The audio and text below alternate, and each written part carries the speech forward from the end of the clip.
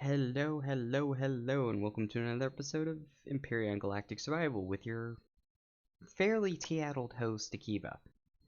Now, because I'm not quite teaddled as much as I'd like to be at the moment, and I need some more caffeine, I'm going to go ahead and get started. So let's go! Now, tip number one. Build what works for you. Don't sweat the details, because making mistakes is how you learn. So whether or not you're building a end-all be-all giant stick of doom to Ito Tovera in 5 minutes, yes, I have done this. Yes, it is as insane as I make it out to be. Or you're just building a it just works sled that just has the absolute basics, such as a seat, a thruster, a wing, and a fuel tank, and some storage that just gets you off the starter planet, and that you literally have to run into a station or an asteroid to stop. It just works. Build what works for you. Because goofy builds or insane builds are all wonderful and add to this game. Alright? Keep that in mind.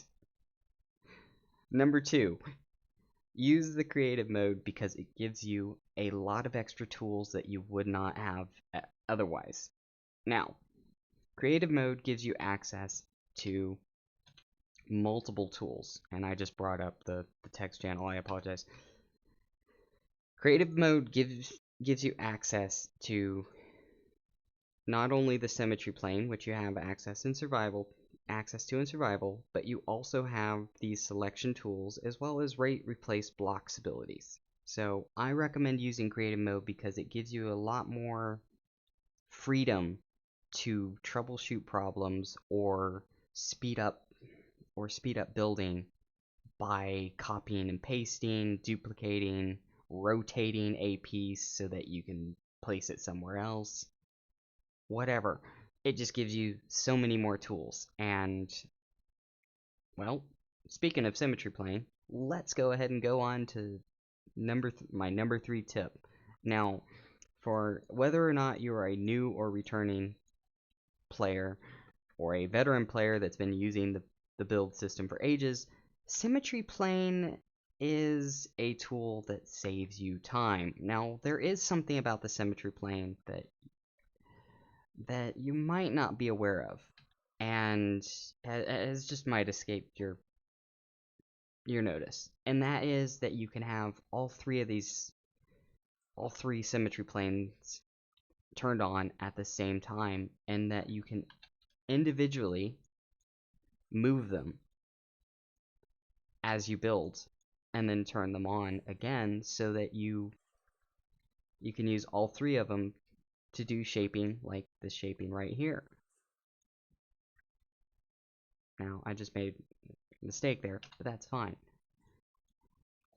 Now, that's how I got this shaping done very, very quickly, is I use symmetry plane, and it saves so much time because instead of placing one block or 2 blocks with one symmetry plane or no symmetry plane, you can place 8 blocks at once with all 3 of them enabled, if that's what you need in any given situation. Now, number 4, I just showed a preview of that, which is the Shift plus right mouse button removes blocks. Now, again, that keybind is Shift right mouse button on PC, and that is the default keybind. Now, Shift right mouse will allow you to remove blocks. Now, I had an extra symmetry plane turned on there, so I may have deleted something, but I'm just doing this for demonstration purposes. And so that allows you to remove blocks along multiple symmetry planes, and you can't do that in survival, which is also another reason I like creative. Now, while you can remove blocks, you can also add blocks with the control, or not add blocks, but you can copy blocks that are already placed with the control plus right mouse button combination. Now, again, that is left control on a keyboard, plus the right mouse button on your mouse. And you just hit both of those at the same time, and you can copy any block that you're looking at. Any block, whether it be a turret, just a shape block, a combat steel block, and it not only copies the block you're looking at, it also copies the textures for it. So, say I was wanting to place the same block down, but I didn't want to go into the block menu to get the block and then open up my paint tool to color the block. Just time saver. Just simple as that. Now, just simply drag it off your hotbar to take it back to default. Drag it off your hotbar and you've got your basic block back again. Alright, on to the next. Now, this is something that I recommend for new players especially, and it is that when you're doing a build and you're starting from scratch, that you place down all of the blocks that you intend to put on the build along with a shell. So place your thrusters down, just create a shell with just the basic components and then fill in the details later. Now, I recommend this for new players because it gives you a sense of how big blocks are and how big you need to build your ship given what components you want on it. Now, veteran players like myself, this isn't as important because after 1,000 hours, not kidding here, it takes about 1,000 hours, maybe less if your memory's better than mine.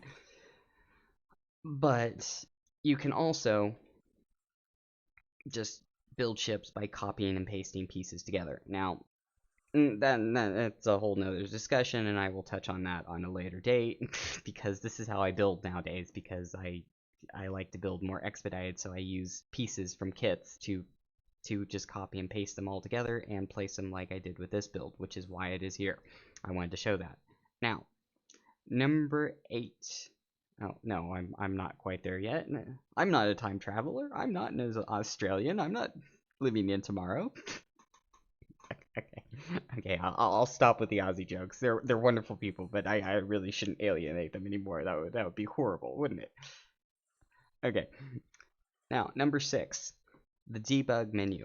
Now, in creative mode, the debug menu isn't enabled by default. Now, what is the debug menu? The debug menu is where you can stop time. Now, this is enabled by default in creative mode, but you can literally change the global time to whatever you want it. You can speed time up if you wish to do that for some reason in creative. Don't ask me. And you also have access to these quick teleport commands. You can either use the surface one, which it will immediately teleport you to the surface. You can go to orbit very, very quickly. I'm not going to use these commands because I'm doing a video, and that would just be asking for trouble. Okay, let's not do that. But you have all of these extra things, including spawning enemies to, let's just say, creatively test how well guns work. Yeah. Anyways, you can also quickly teleport to things. So, anyways, debug menus, you can enable this by simply typing DM in the console. You can also disable it, and in creative mode, it doesn't do that command doesn't do anything. Apparently. Now, number 7, create your own color palette. Now, color palettes, I recommend creating them for the simple reason that, well, different creators have different tastes in colors, and creating a color palette can allow your item to stand out just that much more. Or if you have a bunch of colors that you don't like, you can just get rid of them and then paint your ship how you like them. Now, also a reason I recommend creating color palettes is because you can do this. Now, on this ship, there is one block that everything on there is one color where I can literally just change this color and it changes the whole shape. So if I wanted it bright pink or I wanted it bright purple, I just have to change that single color and it is what the entire hull has been recolored. Okay, very, very simple, and it is something that I recommend that players do. Okay, this will save you some time with texturing, and you can also preview the hull color. Whoops, I didn't click OK before closing that out. You can preview the hull color that you want to see based on that. So when I upload this, it will be black, but when I'm working on it to save my eyes, I can simply change the hull color to white and work on it very, very simply that way. Alright? Create your own color palettes because it will add uniqueness, and it also has utility functions like I just showed you. Now, different creators use different color palettes to create a theme for their builds. So creating your own color palette will help your build stand out on the workshop more. Alright? Next, read the tooltips. Now, I have probably, if you are at all familiar with me, I am a broken record about this phrase of read the tooltips. Because there are so many questions that can simply be answered by reading.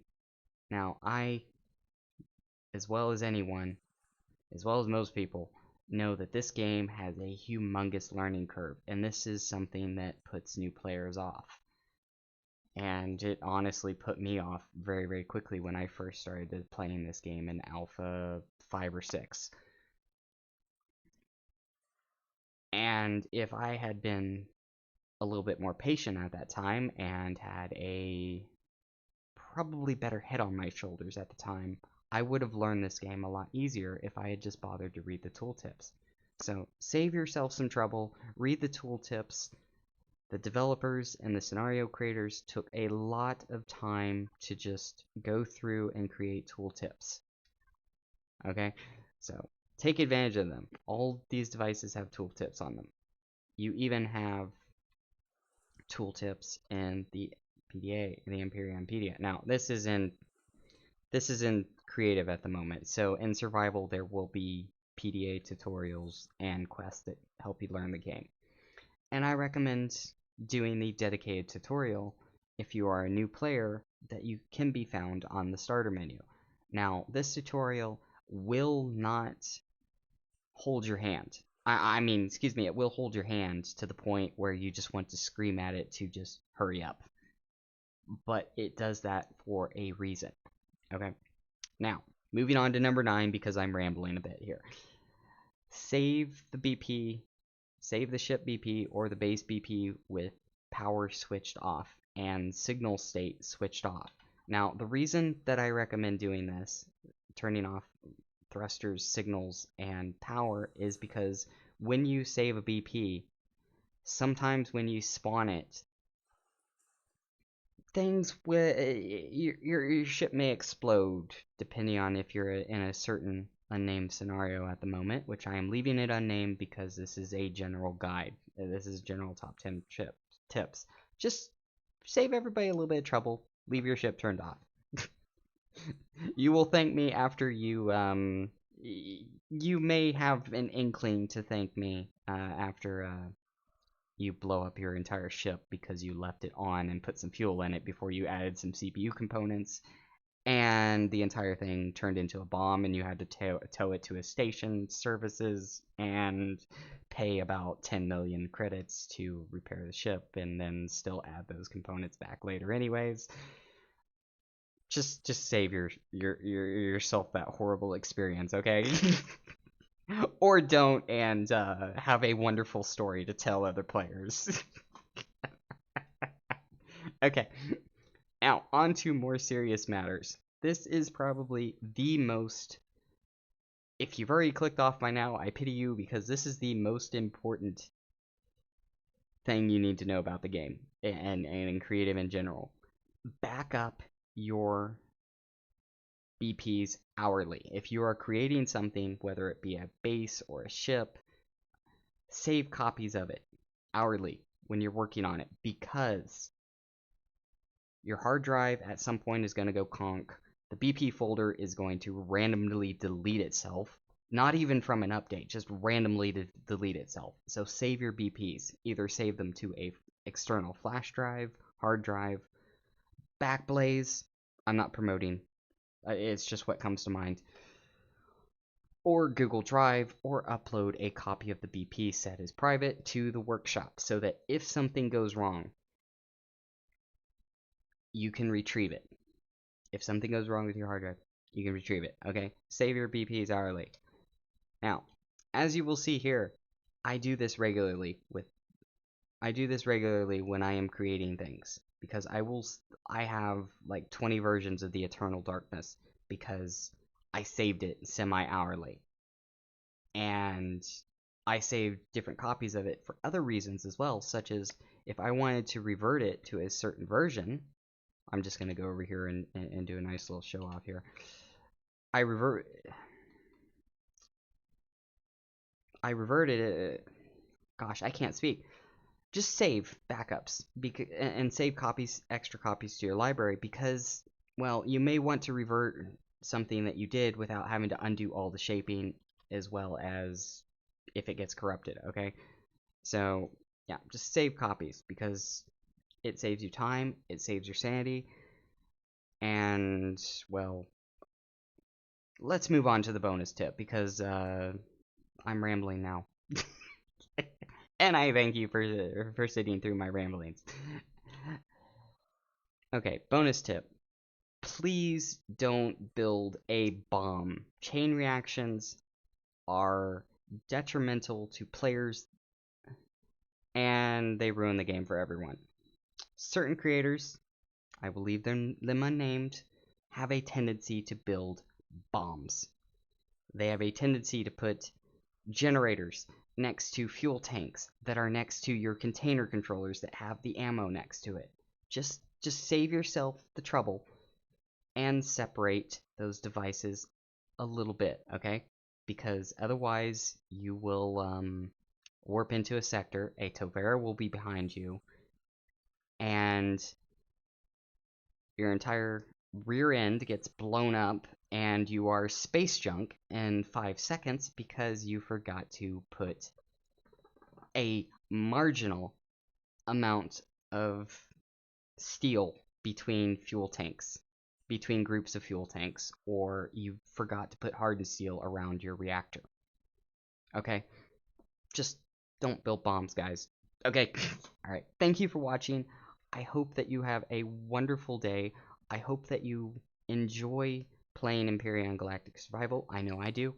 I have tons of stories that I will not subject you to today, but if you would like to hear them, join me in my on my Wednesdays and weekend Seattle building streams. I have a tendency to ramble, and if you have found some value in this video, please consider subscribing, leaving a comment, telling me how I did in this video, or hit that thumbs up button.